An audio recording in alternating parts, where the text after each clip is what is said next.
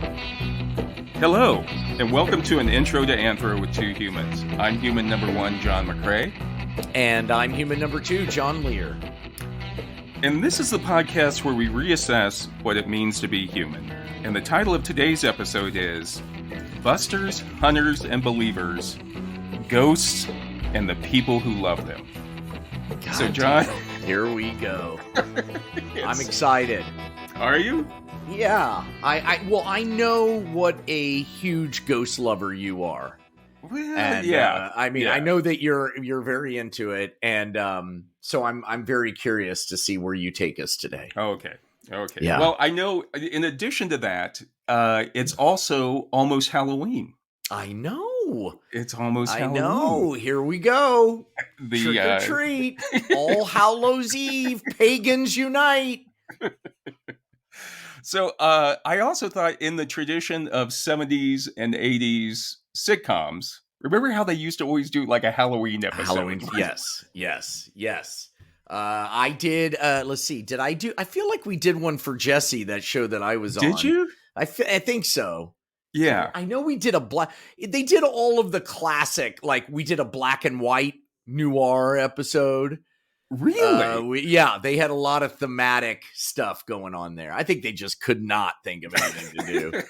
Well, I remember the Halloween episodes used to be some of the most boring episodes. It seemed like because they were trying to work it in. Yeah. It was never scary because it was always shot on like 3/4 inch video. You know, it wasn't. Except for The Simpsons. The Simpsons pulled those Halloween specials off, I thought. Was it the shinning or whatever? Remember they had that one with the shinning? Shinning. But yeah, the other was, and they never could, like I said, it's only 22 minutes or whatever. You can never really get into a good, scary story with that or build anything up.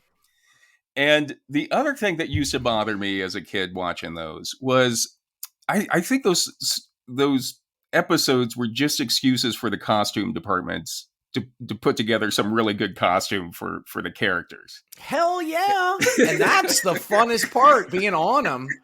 Yeah. We did a Star Trek episode on 10 Items or Less, which was fun as hell. And the only reason we did it was to get the cast in the costumes. Oh, yeah. But it was always like, you look at the costume, for example, on Happy Days. I remember like Richie Cunningham, supposed to be a kid in the 50s in Milwaukee, and he has like an amazing skeleton costume. Like, right. Like no way in hell a teenager in the 50s in Milwaukee would have that good of a costume. I know. Like my brother went as the Mummy and I went as Frankenstein, and all we did is wrap him up in toilet paper. And for Frankenstein, we just took a shoebox and cut it out so that it would kind of fit over my head. It actually worked pretty well. It looked pretty good. Yeah. Well, I was thinking like everybody would always go as hobos. Remember? So the hobo was like the easiest costume. You'd find like go into your dad's ashtray and find like a little cigarette, like a cigar butt in there. Yep. Mm-hmm. And then you get some charcoal from the Weber grill and rub that on your face. Yep. And then you get one of your grandpa's old hats, and suddenly you were a hobo. You were a hobo. Yeah, that's or baseball player. You go as a baseball player, cowboy. That was pretty easy in Kansas. Yeah. Baseball player was always good because that was your uniform that you had worn in Little League. Yeah, a couple months before, so you just put that back on. Put it back on. Well, we used to change outfits. We'd do the circuit, come home, change, do the circuit again to get double the candy. You never did that? Oh, I never did that. I was honest about it. Jesus, what's wrong with you? Our audience might be hearing some background noise on my side, and that's because my son is in his room, which is adjacent, playing some hardcore music. So if that's the case, I apologize. Just enjoy. I thought maybe you were at Burning Man or something. You were. No, God, no. With all the I'm not going to Burning Man ever. Ooh. I was never going to go, and now after this year, Yeah, sounds awful. Mm-hmm. What was the best costume you ever came you ever wore, do you think? Oh, Was my it the goodness. Frankenstein? The Frankenstein was up there. My grandmother made a Batman outfit that was pretty good. During my drinking days, I went as Princess Amidala from Star Trek, the first, or Star Wars, the first one. Really? Yeah. Yeah. Was that it? No, I know what it was. I used to just, my hair was really long. I just put a sundress on and be kind of a girl for train. I don't know what I was, but I just did it. Yeah. I remember having sex with a woman who was dressed as a cat lady. Ooh. And me in the sundress down in the laundry room. That was Halloween. Halloween was always for professionals. New Year's Eve was always for amateurs, but Halloween was where the pro partying went down. Right. I remember one time in college, I went as a punk, like a punk rocker. So I got like a jean jacket. I cut off the sleeves, and then I got some white out, and I just did like ridiculous anarchy symbols on it and everything. Put on my combat boots, which I wore anyway, and then kind of sprayed my hair up because my hair was long at that time. And I remember in Lawrence, that costume just pissed everybody off, just antagonized everybody because the rednecks and the fraternity guys all thought I was a real punk and wanted to kick my ass. And the real punks, because at that time there were real punks. Yeah, you were making fun of them. They thought you were realized I wasn't a real punk. So they did not like that. Everybody hated you. Yeah, I realized halfway through the night, I was like, "Oh God, if I gotta make it home. I gotta make it home in this thing." So do you guys? I mean, LA is the place to go for Halloween, though. I always thought I was always impressed by LA because of all the industry people and stuff. Yes, and the parties. Oh my God. The down in West Hollywood, the Halloween is just insane. And now it's kind of moved up to Hollywood Boulevard, and it's just out of control. Really? It's just it's just too big. It's too big now. You can't even get anywhere or see anything. Yeah, it wasn't a parade, right? It was just like a party that they closed Santa Monica Boulevard and right. But they were the costumes were so. I remember seeing 4 huge gay dudes dressed as Teletubbies with huge furry erections, and I was just like, God, I love LA. I just was like, thank God for Los Angeles. They really do it up. That's it. For Mary treats, I think that's our biggest holiday. She loves Halloween. So she like really decorates our house and everything. But are you guys doing anything this year? Do you do the house or do you? No, we'll have candy. We get a lot of kids. On our street, so we'll do candy. Really? But I don't know. The kids are 15 and 17, so I don't know. They're just gonna go out and I don't know what they're gonna do. God knows. I think you gotta stay home. I did in high school. I don't want to know. Just come back alive. Old dudes who puts on the costume and hides outside or something. Sometimes I do. Sometimes I'll dress up a little bit. I don't know. I'll see what it'll be a last minute thing if I do anything. How about you? I always get fooled. Like some years I'll put stuff out and nobody comes. And then the years I don't put anything out, like I'm not going to fall for that again. They show up, throngs show up. You got to have some ready. Just make sure you get some. Yeah.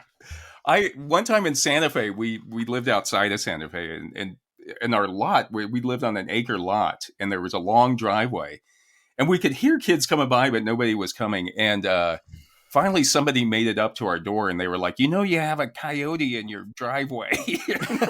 Coyote just sitting out there waiting. Like, he wouldn't move. He was just, like, waiting for kids to come. Like, I don't know, or, like, whatever the reason. God, that's an omen. Yeah. So anyway, John, I thought today, since it is Halloween, and to celebrate Halloween, and as an homage to the 70s sitcom, we would do a Halloween episode. We should have dressed up, I guess. But this is a podcast after all. Yeah. Except for our friends who like to watch us on YouTube. Yeah.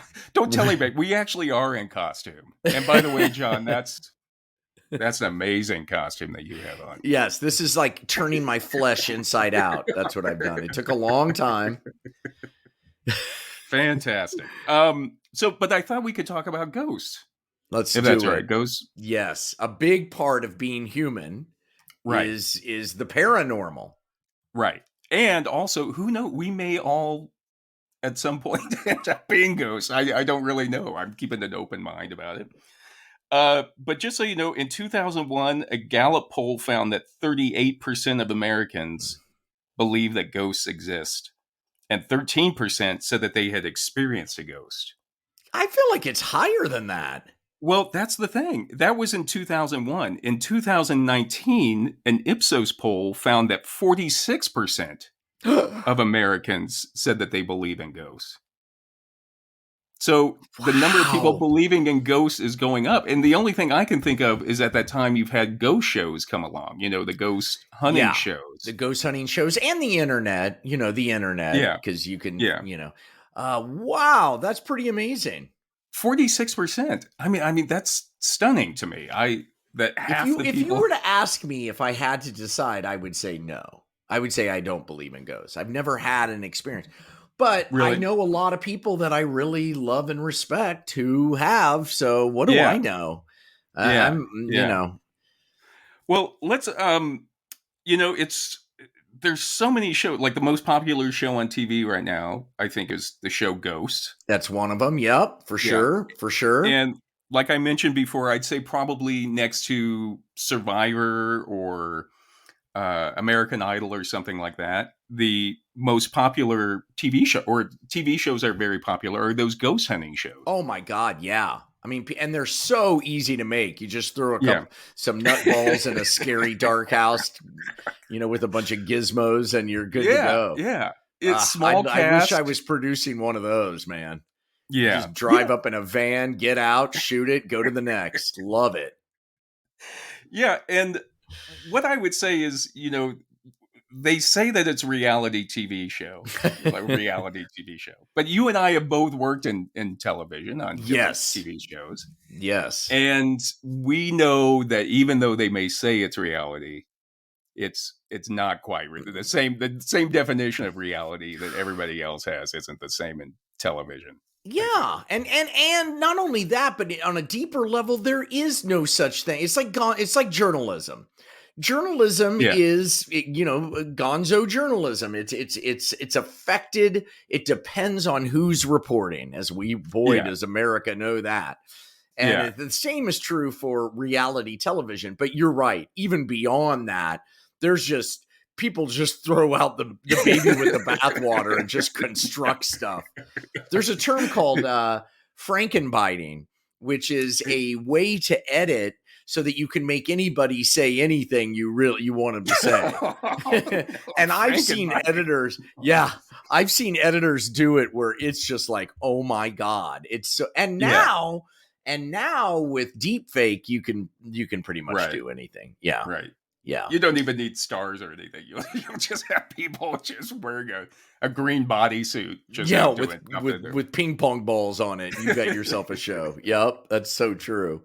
I remember because I love watching the ghost shows. They're kind of like my version of a fishing show. You know, you just kind of turn a fishing show on and you just kind of lay down and you watch it.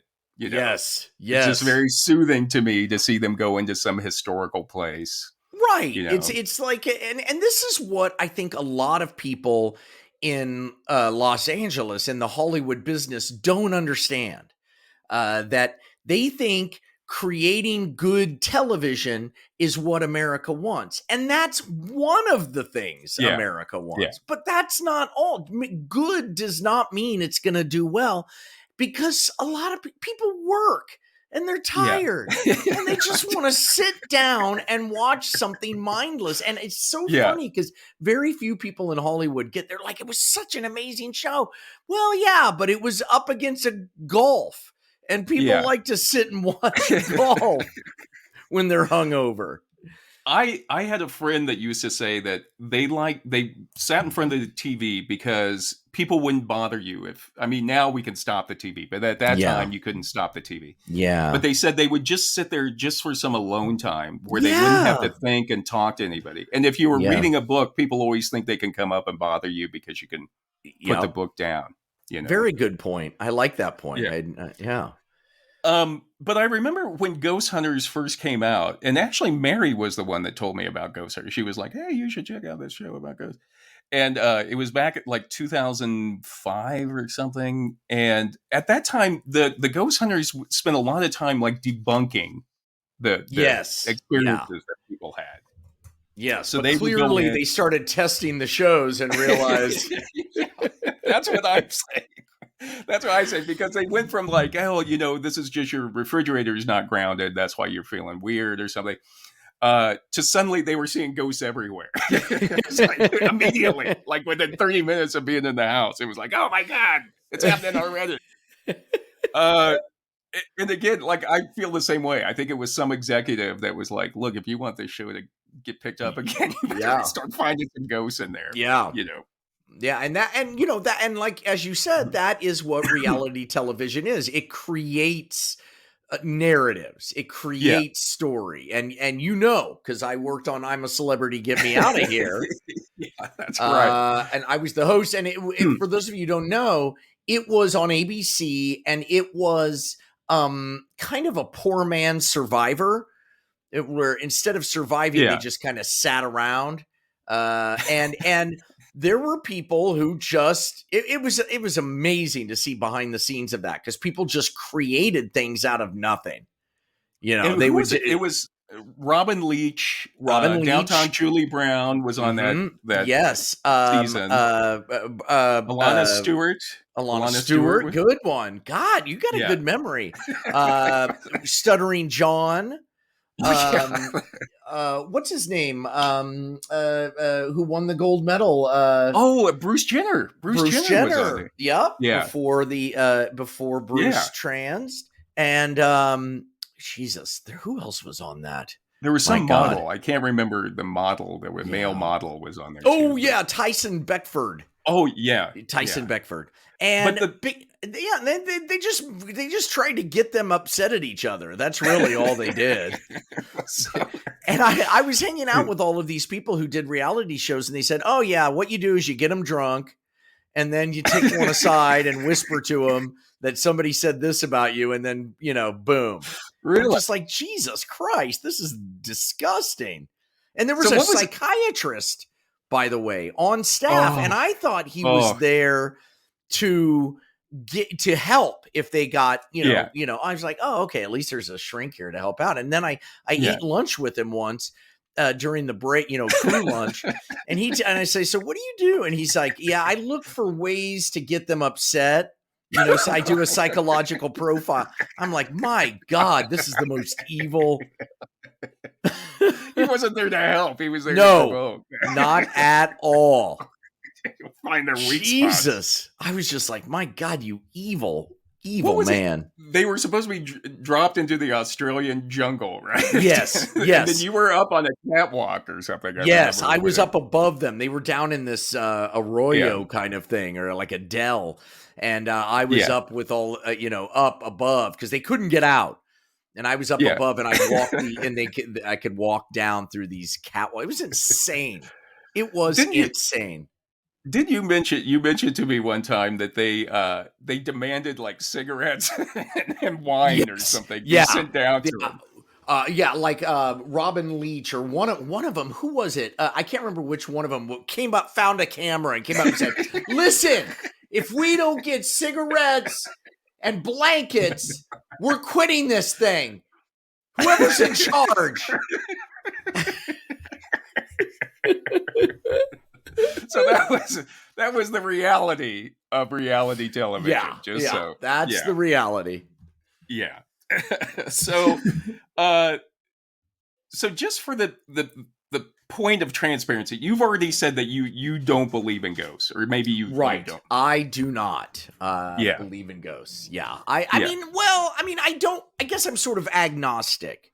I'm playing it safe, but I haven't had. Let's put it this way: I haven't had an experience. Yeah, and see, that's what ghosts create a problem for me, because I feel that I'm a very rational person. I don't like to, I like to be able to explain things. I believe in the scientific method. Yeah, you sure do. I've had experiences uh, that I can't explain, and I still can't explain. And that's where ghosts create a problem for it. And I don't believe that every single thing that is weird or uncanny that happens to me is ghostly, but there Right. have been some experiences that have been that I can't explain or have been uncanny or strange. Absolutely. And if you have any sort of spiritual part aspect of your life, then you Right, have to be right. open to the idea of echoes or whatever it could be. Yeah. And so I'll give you one example. So Yes. years ago, 35 years ago, when I got back from France, I was in Kansas City, hadn't gone to see my dad yet. Of course, my mom and dad divorced when I was young. My dad lived in his own place. It was a small bungalow house in Kansas City, only 2 bedrooms, tiny, tiny place, same house that he had grown up in. Mm-hmm. And I remember, I'd been back for a few days and I was in the car and I was thinking to myself, I should go see my dad. And sitting at the light, I thought to myself, I should go see my dad or go over to Lehr's and get high. Because you were home as well. Yes. And it was almost like a voice said to me, and it was probably just because I wanted to get high, but a voice said to me, go over to Lehr's and get high. Or maybe it just said go over to Lehr's. Mm-hmm. And no, probably and the get high part. Yeah, my spirit guide's cool, man. My spirit guide's cool. He knows what I want, But it's a very distinct memory of sitting at that light where I could have turned right to go over to my dad's place, go visit him, or turn left and go over to your place and smoke pot and drink beer. So I at the last minute I was just like, okay, I'm going to go over to Lehr's. And that night was when they found my dad dead in his house. Yeah, I remember that. If I had turned and gone there to my dad's place, I would have been the one that had found him. Yeah. So I don't know. That's kind of an unusual thing. Yeah. Thank God. And thank God. My addiction saved me from Yeah, well, you were in the right place. You were where you were supposed to be. Yeah. That night. And so jump forward a few months later, and my siblings and I are going to sell my dad's house. And so we've cleaned out everything from my dad's place. The appliances are off. All of the utilities are off. Small place. We've taken the carpet out, wood floors, and we're going to paint it. So I show up early before we paint. So I unlock the doors. I go into the house. And as I'm walking across the wooden floor, in the living room, I get near the place where my dad's body had been found, and it felt like I had stepped on an animal. Like it was almost like, when you're in your room and you get up in the middle of the night and it's dark and your dog's there and you suddenly realize you're about ready to step on your dog. Yes. And so I felt that, and then there was just a tremendous pounding, like a violent pounding on the floor. Wow. And the sound of like newspaper rustling too. So it was like newspaper pounding on the floor to where I felt it on the floor. I jump up, turn around, thinking I had stepped on something. And then suddenly the realization that there's nothing there. Yeah. And then that's where I'm like, I'm getting the hell out of here. I'm getting the hell out of here. You know what I mean? Yeah. And I was the first one there. So I go outside and probably smoke half a pack of cigarettes out there waiting for everyone to arrive. And when everyone arrives, I don't say anything, but I go back into the house. I keep walking across the same spot. I go downstairs trying to see if there was, possibly, I guess someone could have been downstairs. I mean, but it was so small. It was like a cellar. Yeah. But like it was a crawl small enough space that almost.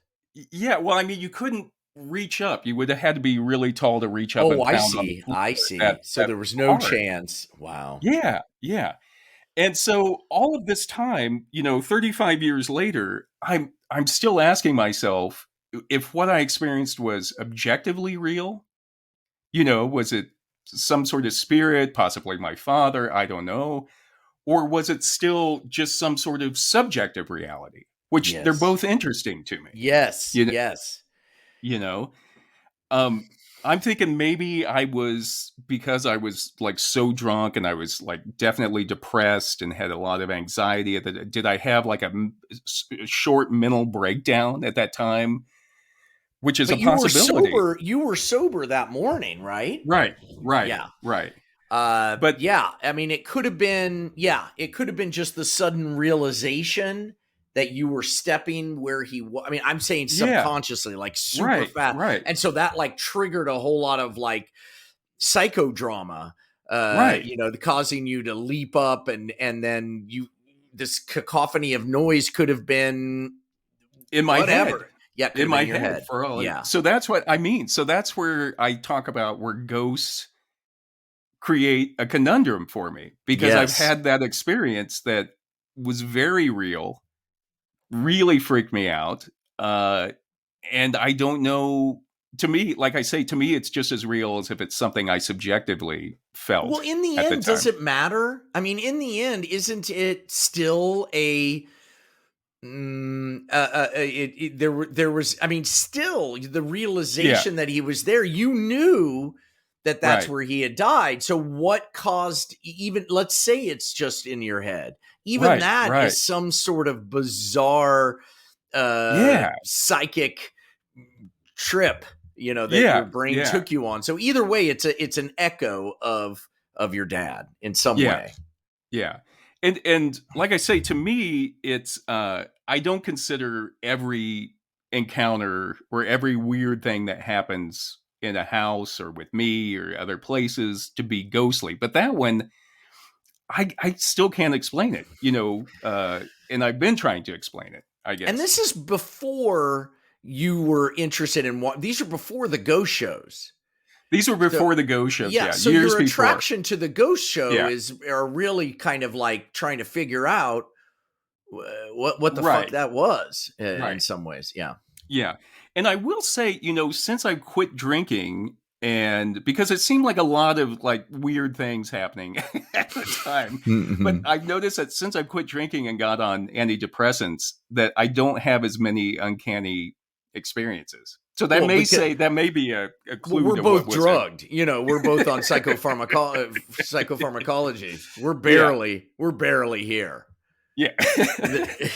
Yeah, we won't remember any of this, what we're talking about, by the way. Right. We've been Yeah. basically lobotomized. We'll And just go I back and and sit I in front of the welcome it. TV. Yeah, Yeah. I'm all for it. I do not want to go back to those days. They were too Surgery, take intense. me away. Yeah. Yeah. Yeah. Yep. Just keep giving me those But Wellbutrins. you guys have lived in a lot of old apartments in LA, a lot of old Yes. houses in LA, Yes. and I I'm mean, sure we lived in you, an apartment building that was in the 30s, very famous, El yeah, Mirador, where I'm sure, I mean, it was hardwood floors. And I mean, but if there should be a haunted yeah, apartment building, that would be it. right. And no, I never felt anything. But I'm Really? kind of oblivious. I think it's just, Yeah. I barely feel reality. I barely experience reality. You're just I just you're think unaware of what's happening in your environment anyway, yeah, is what you're saying. yeah. I don't know if I'm Yeah. hot or cold. I don't know what's happening. So Uh, so anyway, but ghosts have been part of human experience for centuries, for millennia, probably. we're fascinated by it. Right. And in her book, The Element Encyclopedia of Ghosts and Hauntings, Teresa Chung says that she even talks about how Pliny the Younger, who was a Roman philosopher in the 2nd century, uh, told a story about a house in Athens that couldn't be rented because of a ghost.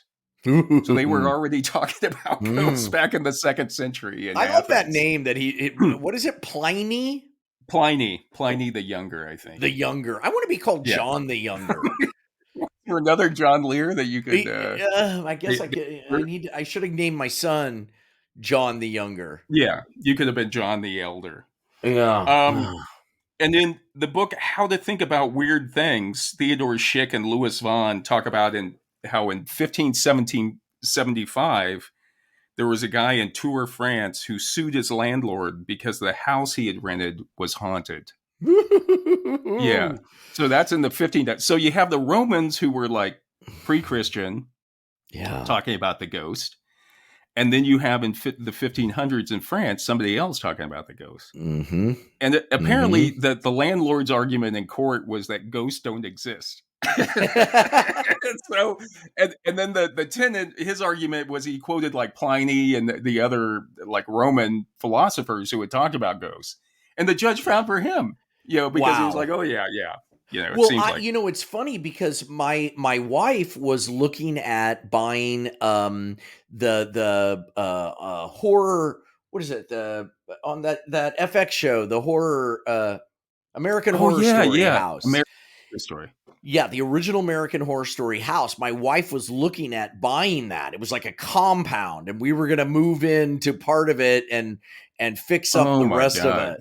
And and the reason she was going to be able to get it at the deal that she was hoping to get it was because the people who owned it were suing the real estate agency because it was haunted. No. Yes. Really? Yes. Really? They said crazy stuff happened there. But the Lehrs, we were all like, all right, whatever. We'll move in. We won't notice it. Yeah, it's a pretty nice place. Impress us. Yeah, go for it, Ghost.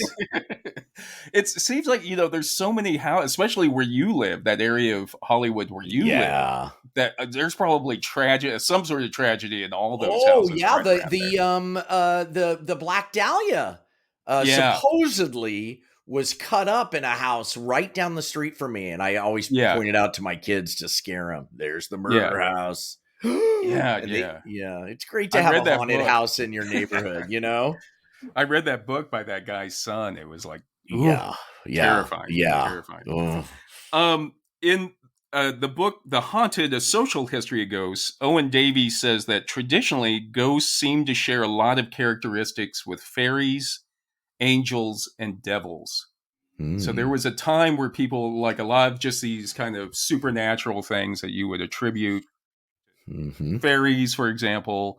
It all depended on the context. If it was a ghost or a fairy, if you were outside, it was probably a fairy. I see. Inside, it was probably a ghost. They were all the same thing. We just used different terms depending on how they revealed themselves. Right. Or what they did, for example. Or what they did. He says it was all about the context. And you're an asshole ghost, you're a devil. Yeah, probably. It was demonic, even though you're just probably just troubled. Just need a friend. Yeah. Just somebody to talk to. Show me, and so in the Middle Ages, there was also a strong Catholic belief in purgatory.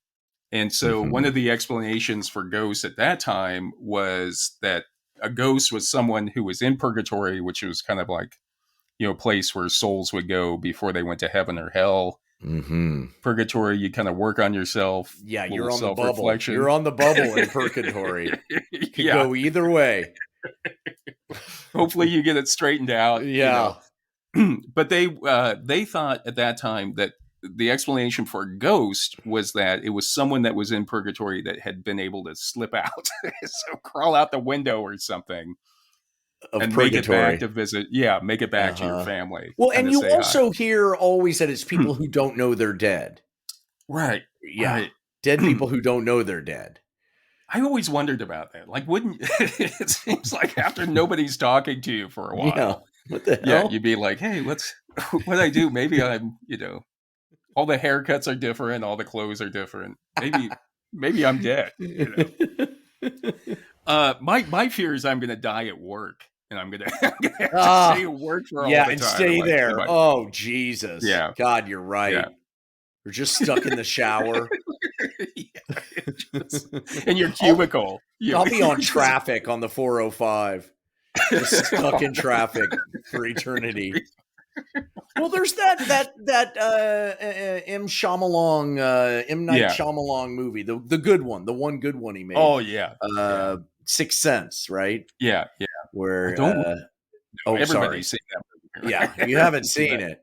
Anyway, I've had people tell me like, "Oh, it was so obvious," and I have to admit, I didn't see it. I didn't know what the hell was going on. Yeah. It was just like, what is this gobbledygook? And I've felt that every single M. Night Shyamalan movie I've watched ever since. I'm like, what the fuck is all this? I don't I probably understand. dozed off, and so because he could get a little snoozy. I think. Can't we just have a guy with a hatchet chasing people around a summer camp? Yeah, Why do we have to have all this I don't even know. In the book The Ghost, A Cultural History, Susan Owen says that with the Protestant Reformation, Protestants in general rejected the idea of purgatory and believed that the souls of the dead went directly to heaven or hell. So it's interesting that with the Reformation, because if you take out purgatory, that a lot of the ghost stories kind of disappeared. Interesting. Yeah. And the Protestants in the 15 and 1600s, they wrote a lot. They tried to condescendingly say that ghosts were just a part of the old superstitious Catholic religion. They were the no nonsense. Right. Yeah. And there was a minister, a Protestant minister named Robert Wisdom, which you always wondered, like, is that a stage name? He picked that. Yeah. Come on, Wisdom. But Robert Wisdom in 1543 said, quote, "Thanks be to God, ever since the word of God came in, ghosts be neither heard nor seen." So he's talking about with the Reformation, you get rid of purgatory. You get rid of the ghosts. So he's saying, it sounds like he's saying that ghosts did exist, but our changing belief made them go away. Yeah, it's hard to say based on that quote what he's saying. Like maybe, or just again, it's almost like Office Space. You know, like we fix the glitch, but you have to get rid of what's his face. You know, right. We did away with purgatory. Right. We did away with purgatory. But, and another Protestant archbishop named Edwin Sandy said, quote, "The gospel hath chased away walking spirits," unquote. You see, it chased away makes me say that they were there. This just is chased away.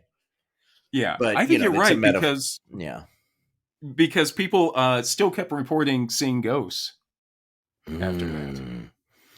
And so in 1659, a Swiss minister.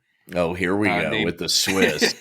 named Ludwig Lavater said... Lavater? Lavater. Lavater. Yeah, like lavatory, Lavater. Said, "Those rumblings of spirits in the night are now much more seldom heard than they have been in times past." But he then said, "Daily experience teaches us that spirits do appear to men." Okay. So that's what you were saying. Yeah. That's what you were saying. Yeah. They're still around. They're here. Right. Because we see, So, and then some of the other specific context, Owen says that in the Middle Ages, the color of ghosts and apparitions were said to change from black to white as they went through purgatory. Ooh. Yeah. So black, they're going to hell. Black is where they start. And then if they make it to heaven, they slowly turn into white. Right. Exactly. That's cool. It's like a litmus paper or something. It's like a pregnancy test. Or something. But during the Reformation, when Protestants no longer believed in purgatory, you saw fewer ghosts in black. Like in England, they stopped seeing ghosts dressed in black once they got rid of purgatory. All they saw were the white. Right. And they then still in the saw late, them, but just the white. Right. But it kind of shows you kind of culturally. Yes. Again, if you're looking at it as a cultural construction, that you change your belief system and suddenly the ghosts themselves are changing appearance. It makes sense. But again, that kind of takes away from the idea of it being an objective reality. Yeah. You know. Yeah. They then say that in the 19th century, when people started wearing black again in the Victorian age for mourning, that's when people started seeing ghosts dressed in black again, or apparitions that were black. Because it's related to the death and burial, and the funeral. Yeah. I love wearing black. I think black is always a good go-to. I have a black suit, and god damn does that suit. I can wear it anywhere. Send it out. Post it. Let's see it. All Let's see. right, Go get it I'll put on. myself Pause in this it. and go get it on right now. Oh God, it's hot. Really? I'll do it. It's No, Halloween. Come on. I'll post a picture of me in the black suit. God, is it good? Everybody should have if you don't have a black suit, I highly Yeah. recommend it. It's a good suit to have. Did you ever do the black jeans, black t-shirt, the heroin chic? No. Did you ever do No, that? never did the heroin chic. I did the heroin, just not the heroin chic. Owens then says that ghosts are mirrors of the times. They reflect our preoccupations, moving from the tide of cultural trends and matching the mood of each age. While a modern ghost might materialize, drift gently towards a door and disperse, in the medieval period, it was more likely to break the door down and beat you with the broken planks. Yeah. Holy crap. Ghosts. So- That's like angels. The Old Testament angels are these kind of badass sort of like monsters. Like they've got like one foot and the wheel is involved in some. But the New Testament angels are all sweet and helpful. Yeah. It's like the Wicked Witch of the West versus the Witch of the East or whatever she was. Yeah. The sweet but again, one. it's like, how did it, I mean, to me, it's how did it change? Do we have like our belief system is making them change? Because if they were the same, then we'd have the same ghosts that were here 500 years ago. Right. I think I think you're debunking ghosts here. I am. This is the conundrum. So then Teresa Chung says spiritualism in America began in the 1840s with the Fox sisters, FOX. Oh boy. And the Fox sisters were two teenagers. Maggie was 15, Kate was 12, and they claimed to be able to communicate with spirits through rappings, like tappings on the wall. Oh Jesus. And so they would ask a question, and then people would hear a faint tapping in response to that. You imagine the Fox sisters, here they come. Oh, there's the Fox sisters. Yeah.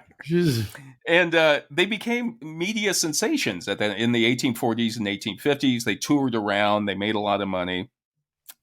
And it was after the Fox sisters that people started doing seances. Like, people really took the Fox sisters as the first ones. Right. But then everybody was doing seances and trying to communicate with the dead. Because people wanted shows, Yeah. They wanted shows that would, of scare, and we still want that. We still want that. I remember, oh God, what was that? Just any sort of revelation in some scary place going the first time. Even that MTV show where they used to strap cameras on them, where the cameras would point to them. What was that called? Fear. Anyway. Fear Factor. Was it Fear? Like I thought Fear Factor was the one where you ate the terrible stuff. Anyway. Oh, maybe. Yeah. Yeah. So then, according to Chung, spiritualists believe that the soul survives death and makes a transition to the spirit world.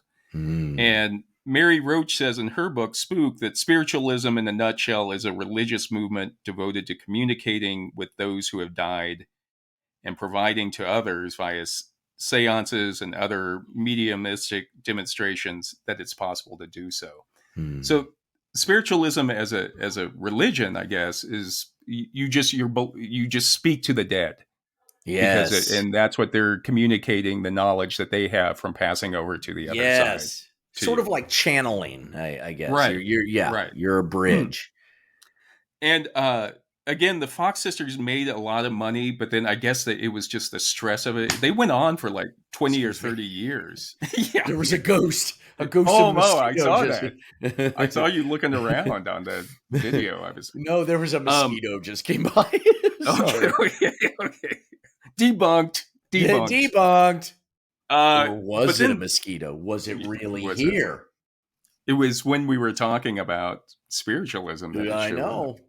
So I'm sorry. So the Fox sisters, were they ever proven to be a fake? Well, they became alcoholics actually because of the stress. So they were drinking a lot because of the touring was very stressful. Boy, I can relate to that.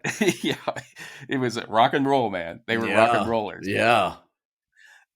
in 1888, Maggie Fox actually confessed that it was all a hoax, that the way they were doing it was cracking their toe bones, their Oh my toe God. knuckles. Oh, so they Yeah, were using their toes to make the popping sounds.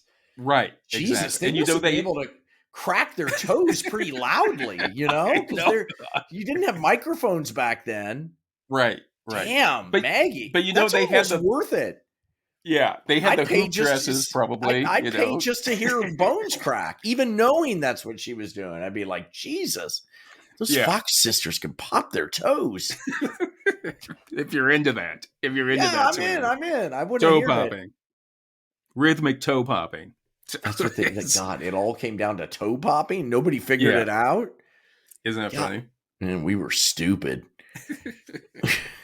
And even after she confessed and said that it was a hoax, other spiritualists that were around at that time all said that she was she was making the confession up.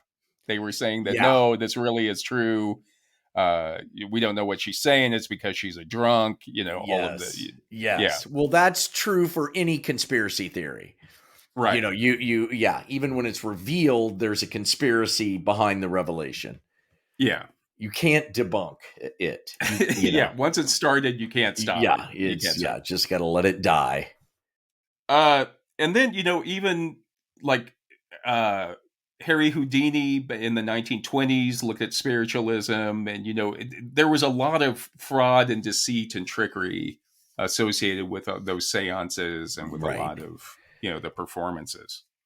And Houdini tried to debunk it, or he was debunking it. Yeah. What an interesting dude. Yeah. God. Yeah. But I think it was in the 1920s that Scientific American put out like a prize money for anybody that could prove that spiritualism was real. Mm-hmm. And nobody ever claimed the money, because they could always prove that it was fraudulent. People tried. Yeah. Yeah. Yeah. Yeah.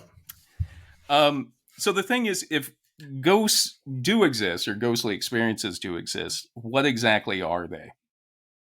You always feel cold. That's what everybody says. Yeah. Except you heard newspapers. I've never heard that before. The newspaper thing was the weirdest part of it. I mean, it was your dad read the newspaper every day. Exactly. Mm-hmm. Exactly. But it was like somebody like straightening out the newspaper, like violently straightening out the newspaper. Mm-hmm. He was pissed because he was reading the newspaper on the floor there. Yeah, and I disturbed him. I walked on him or something. I don't know.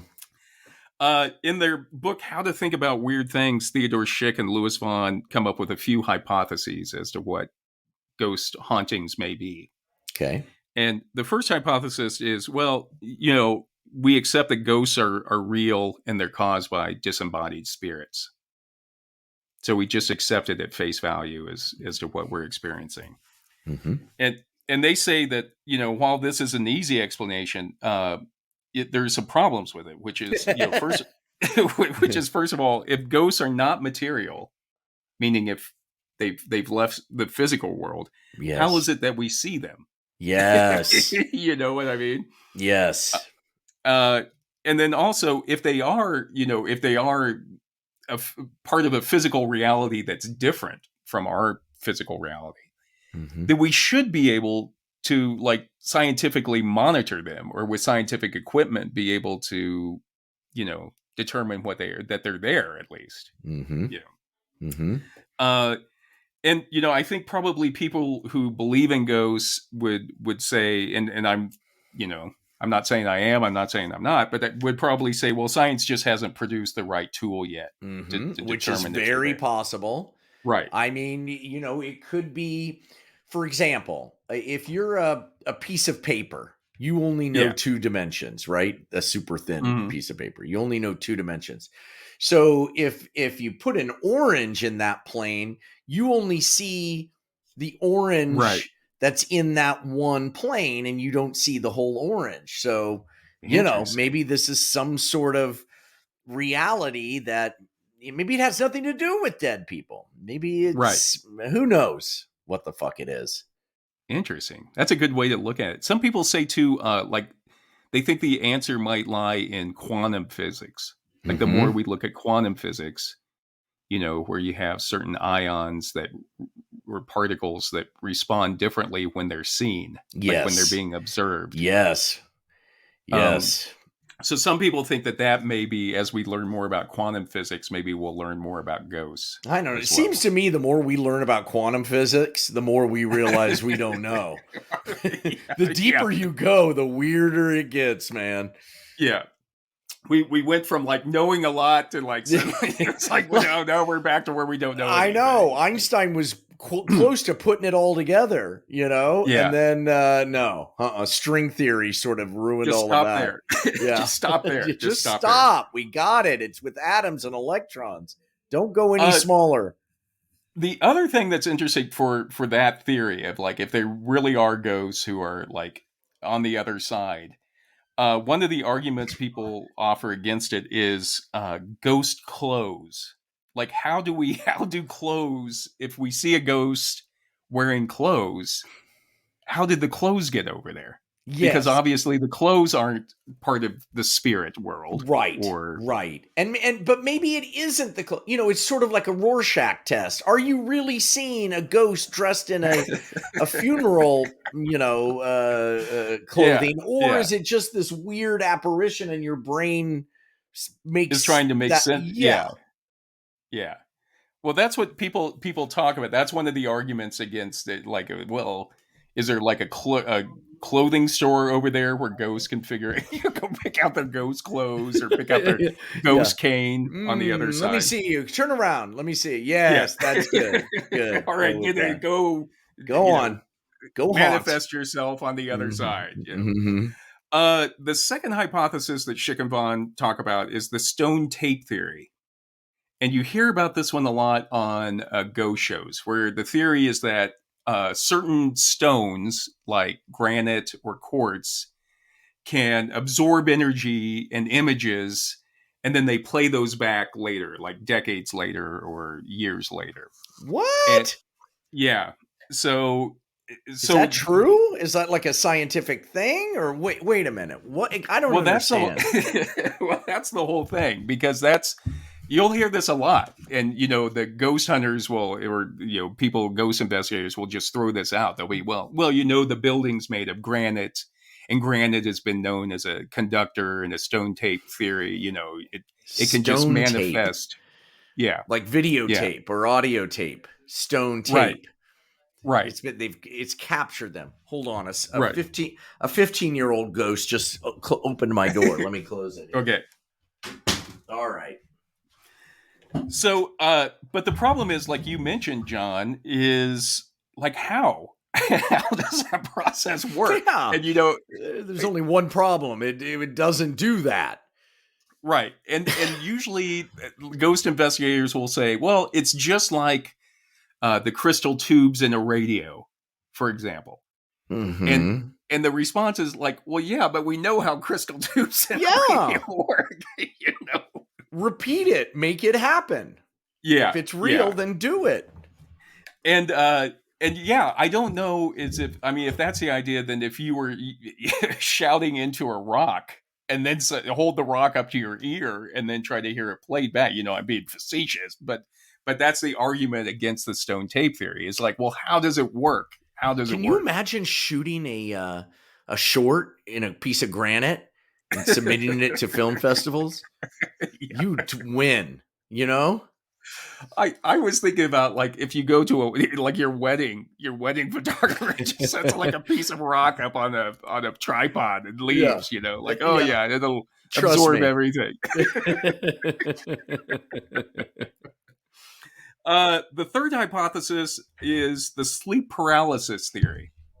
And this one's getting where, talking about when we go into REM sleep, like when we fall asleep and we go into REM. Oh, I love that. And usually, yeah. It's usually you're paralyzed. Your body can't move when you go into that deep sleep. And most likely it's to protect yourself, so you're not thrashing around and hurting yourself when you're dreaming.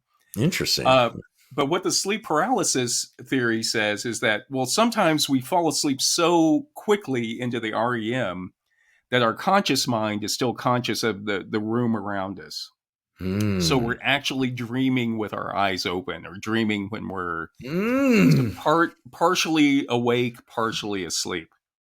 Yeah, that alpha state that you get into where you're wow. I hate that feeling when you wake up and you haven't really slept, but you kind of have, and you don't know where the hell you are. Yeah.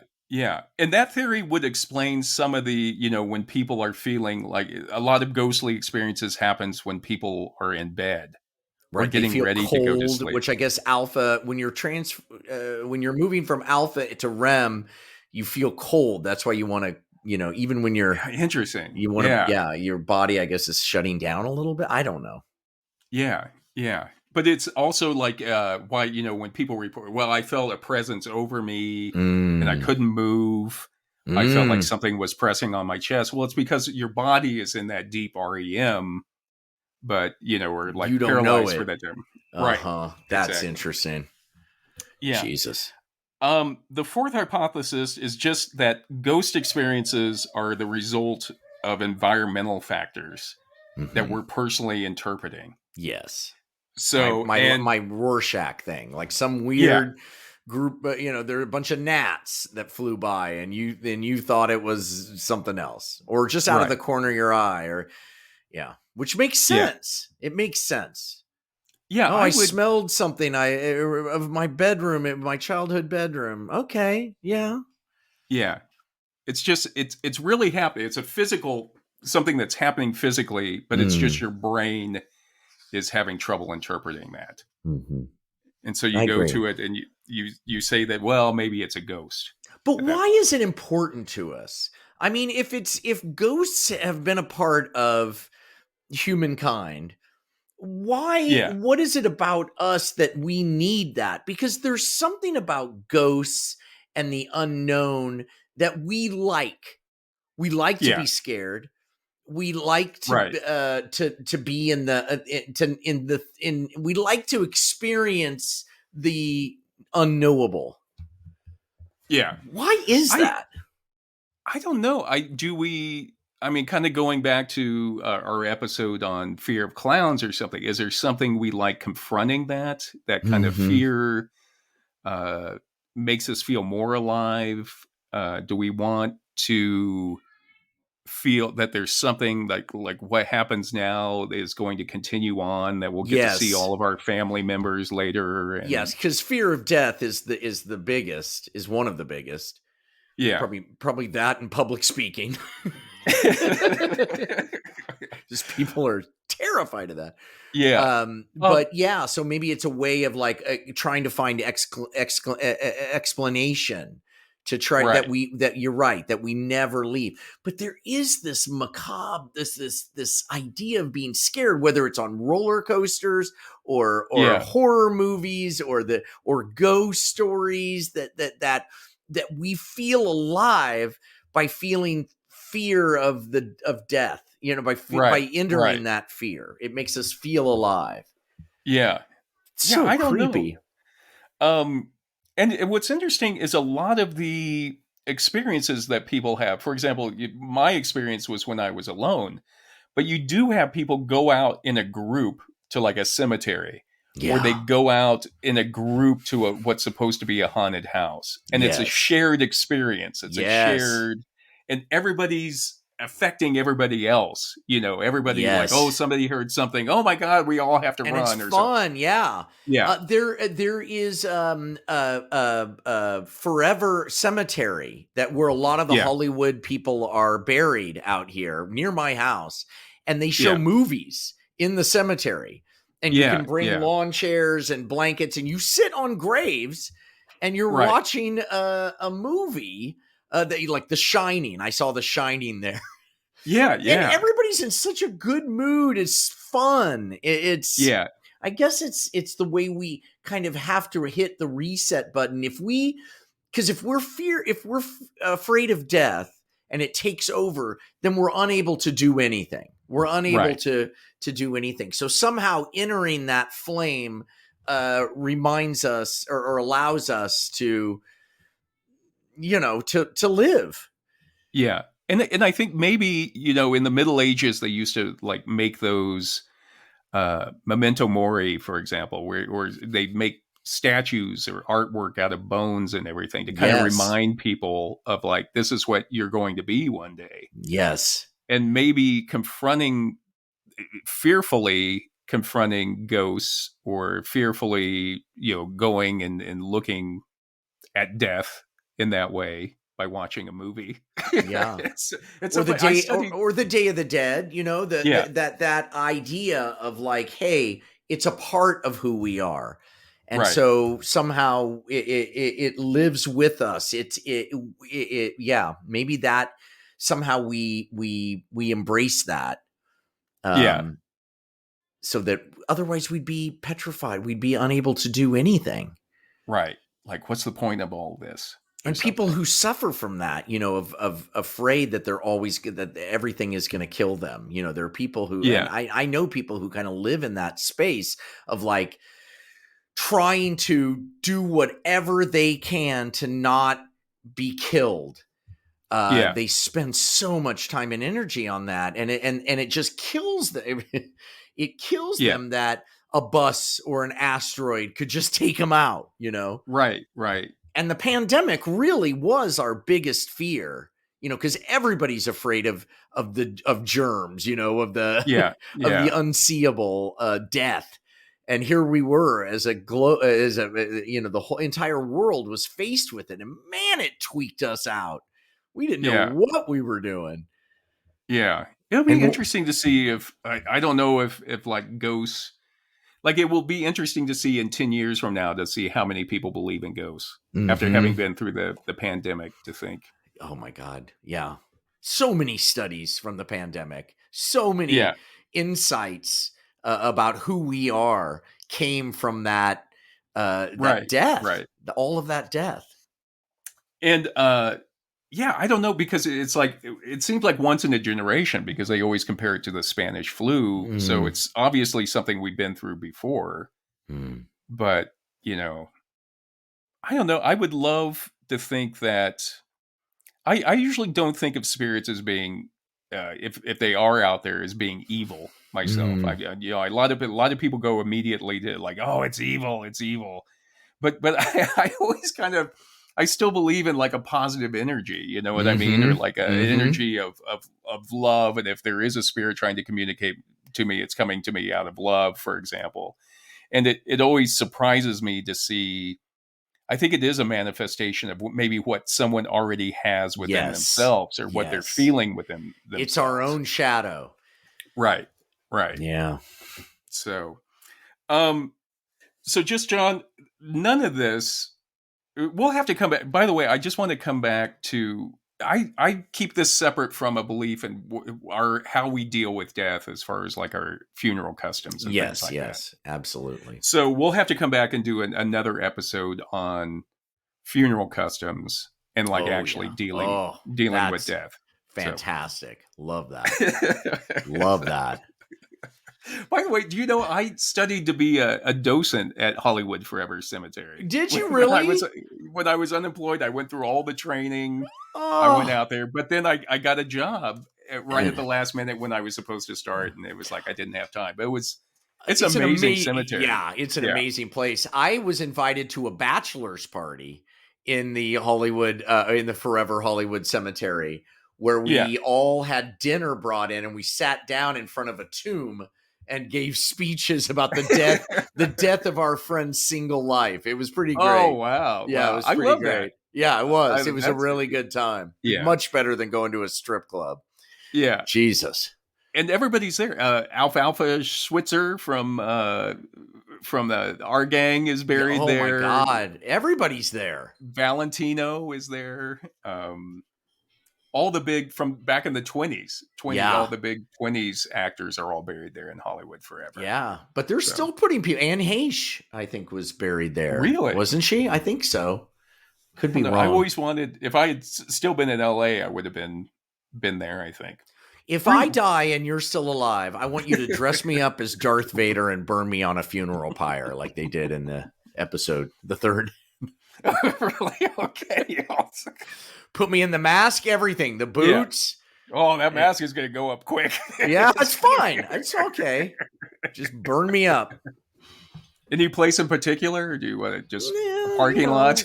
Parking lot. Yeah, somewhere safe. Somewhere safe. You can put me out on a raft and push me out into Lake Michigan or something. I'll do you in the L.A. River. Okay, good. Yeah, that's good. You got there. Yeah, you could do anything in there. Jesus. The L.A. River. Just leave you there. Woo! Yeah. You ever want to get a sentiment of L.A.? Take a stroll down the river. Be like, what's that burning over there? God knows. I was shooting something there just recently in the LA River, and I tripped over something. I looked down, and it was an old Nintendo console, like one of the early ones. Like, how the hell did this get down here?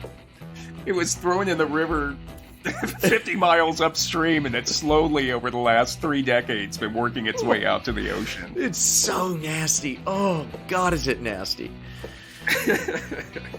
All right, Judd. So in conclusion, I'll read a couple of quotes here. Teresa Chung says that ghost investigators have found that in the majority of cases, there are natural explanations for sightings, but that still leaves a tiny number, perhaps as small as 2%, that just can't be explained naturally, however skeptical or unconvinced the investigator. Yeah. So I'm kind of like, that's in awesome. my mind, that's the best thing about ghosts. Right, is that there's a couple of them where you're like, what the hell? Exactly. And I'm like, look, most of them I'll explain away, and I encourage people not to take every single uncanny thing that happens to you to be supernatural. Dig in there and look for a reason for it. And then if you can't, and then I'm not talking about like just look like, oh, I'm going to real quickly, and then like, oh, well, it must be a ghost. I'm talking about like really think about it, because again, like we were talking about, the subjective reality is just as interesting as the objective reality. Absolutely. And there's humility in that. We don't know everything and never will. And it's nice. That's nice. That's a thing to embrace, I think, is that the universe is always going to be unknowable. One step ahead of us. Yeah. Love it. Right. I'll just finish with, there was a quote by Benjamin Radford, who's a writer who writes a lot about ghost hunting. And he says, ghost hunting is not about the evidence. Instead, it's about having fun with friends, telling ghost stories, and the enjoyment of pretending you are searching the edge of the unknown. So it's kind of like what you're talking about, just a shared experience. 100%. What's more human than that? Right. Exactly. All right. So, well, John, this is human number 2 signing off. And this is human number 1. Thank you, everyone, for joining us. I hope you enjoyed this. If you found it interesting, please tell a friend about it, or better yet, tell them we're a couple of ghosts. Mm-hmm. They will. Can you prove we're not? Exactly. And also be sure to check us out on Facebook for additional photos and information about the shows. Thanks again for everyone. We love you. Have a happy Halloween, everybody. Happy Halloween! Ooh!